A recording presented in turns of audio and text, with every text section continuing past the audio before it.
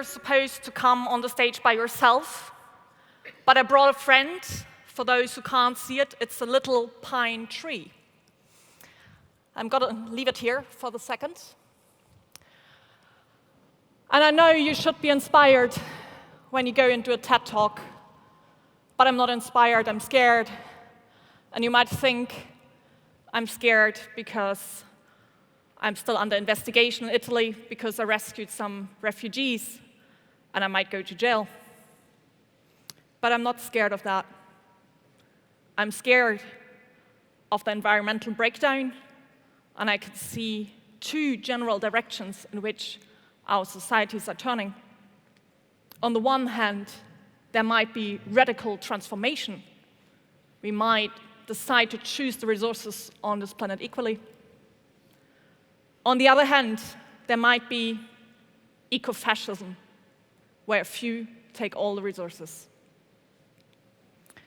How do I end up with this opinion being a sea rescue captain? Well, I'm an ecologist. Actually, in 2011, I first started working in polar research. I went to the North Pole. I was really shocked. There wasn't much ice there. I had a lot of conversations with climate scientists over the following years. It was very depressive. All the facts were there, but there was no action sufficient until today. And then I decided to do something a bit more practical. I decided to study nature conservation and do something. And I learned about ocean acidification and soil depletion and the sixth mass extinction crisis, 200 species being lost every day. And actually on that day in June, when Sea-Watch called me because the captain had stepped down in emergency, I was in Scotland in a greenhouse. I was planting pine tree seedlings. But there's something else about the future which is shocking. In April this year, there was a report by the UN. It was on climate and poverty. And the lead author said he is scared because there might be a scenario which he calls climate apartheid. Because the people who are infected most by the environmental breakdown, they are the people who are the poorest already now. The people who die in heat waves in India and Bangladesh, people affected by tropical storms like in Mozambique, droughts in the Sahel zone. So climate breakdown intensifies poverty. Poor people have no resources to shelter themselves. They have contributed least to the crisis, but they're affected first and foremost. We know that if we don't take sufficient action, by the end of the century, the temperatures will be 3 to 5 degrees warmer than they have been, and nobody really knows what that really means for humanity. But I think it's fair to assume that we are headed for an existential crisis and a crisis of human rights.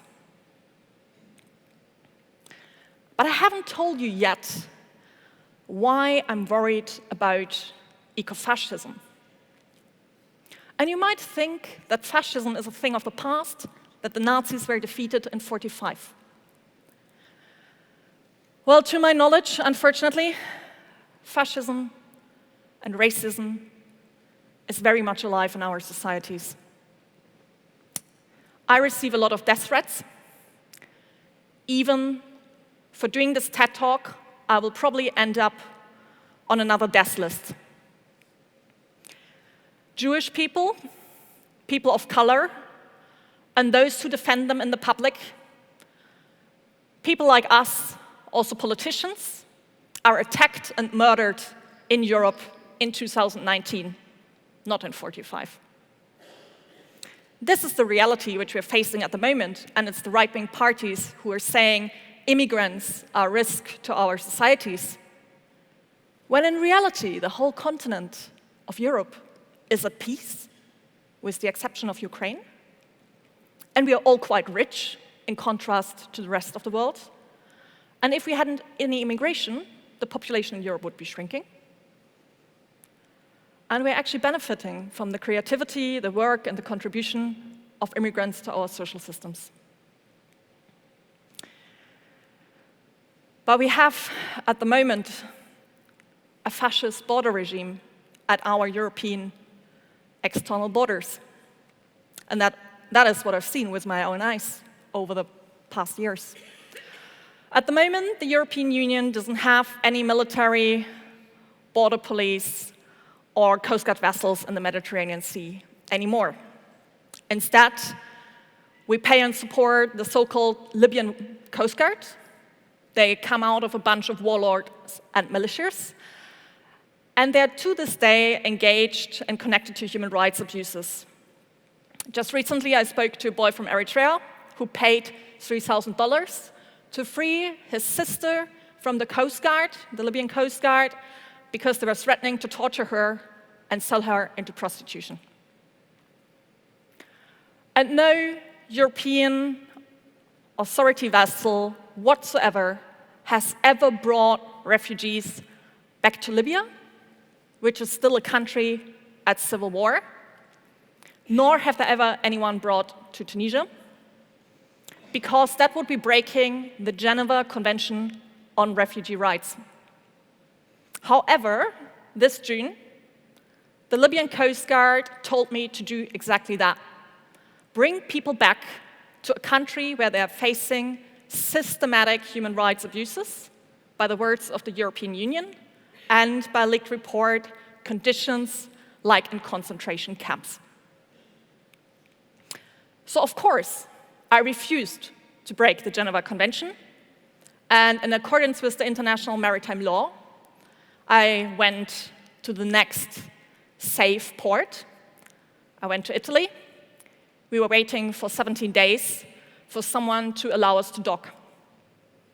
This is especially shocking if you know that on the second day after the rescue, a German city had declared that they were willing to take in all the people and would send a bus to Sicily to pick them up. Still, we didn't get permission from the interior ministries for the transfer. And then the medical condition became really, really desperate, and I declared a state of necessity. I went into the port without permission, I was arrested, and 3 days later, I was released by the judge because she said that I had acted in accordance with the international maritime law, which takes precedence over national law.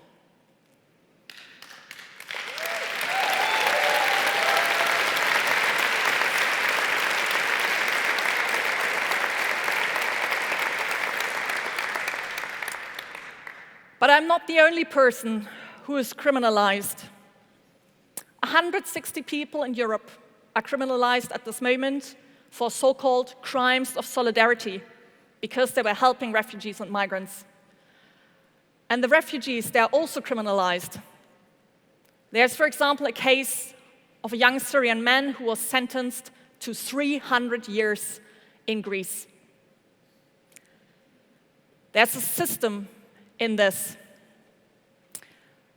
The EU military aircraft and drones are providing information to the Libyan Coast Guard, which makes it possible for these actors to take people from international waters, even from the Maltese search and rescue zone, and bring them back to Libya. This is how the EU is externalizing our border protection. And at the same time, they criminalize members of civil society, like all of us, if they try to help. So who are the eco-fascists? Well, they are people who say that overpopulation would be the cause of the environmental breakdown, which of course isn't true, because we know that the poorer half of the world's population only produce 10% or use 10% of the world's resources. According to their founder, Madison Grant, it should be the so-called Nordic races who should decide who lives or dies on the planet. And there's one of their leading thinkers who uses this example. He says, if you got a lifeboat and it is full, those who hate life will fill it up with even more people until the boat sinks. And those who love and respect life, they will take the ship's axe and cut the hands of the people who cling to the lifeboat. These are his words. And as a sea rescue as a captain here, I ask, what actually happened to the ship where this lifeboat did come from? How on earth did they sink the ship so they had to go to the lifeboat in the first place? And there are several shooters. The shooter of Christchurch, the shooter of El Paso on the Mexican border, and also Anders Breivik, the guy who murdered nearly 80 people in Norway a few years ago, who identified in their manifestos with eco-fascist theories. And you could think, aren't these just a couple of idiots? Unfortunately, they are not. This ideology is taking root in the far-right parties. And as you know, they are taking root in our societies. So, for example, in Germany, the youth segment of the German right wing says that we should protect the climate, but close the borders. And the Hungarian president says we should really take efficient climate action exactly to prevent migration. And the French far right, they say borders are the national allies of the environment. It's through them that we will save the planet. This is what is taking root in Europe. And then there are neo-Nazis, particularly in the US. Their leaders are speaking about this theme. There's a group called the Pine Tree Gang, and you can find them online. And if you see pine tree symbols on Twitter, you know who they are. And they put a slogan on websites and across the internet, and it says, "Save trees, not refugees." And this is why I have brought my little pine tree, because I will not abandon this pine tree to fascist and racist ideology. We as a civil society cannot give room to this ideology. We cannot allow that fascists and racists and white supremacists once again define who has a right to live and who doesn't.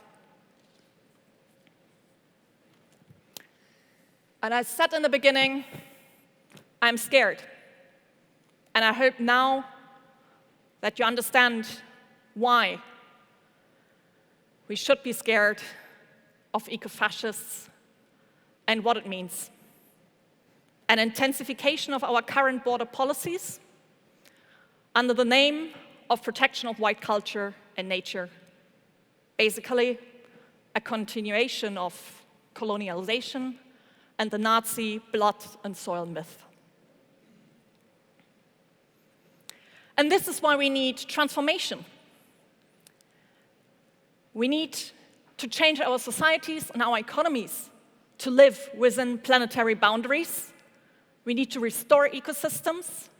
We need to share the resources on this planet.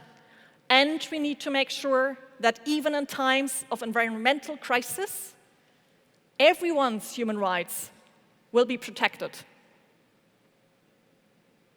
And this is the transformation which I hope we will create and that you will be part of. A world where we do both. Save trees and refugees. Thank you.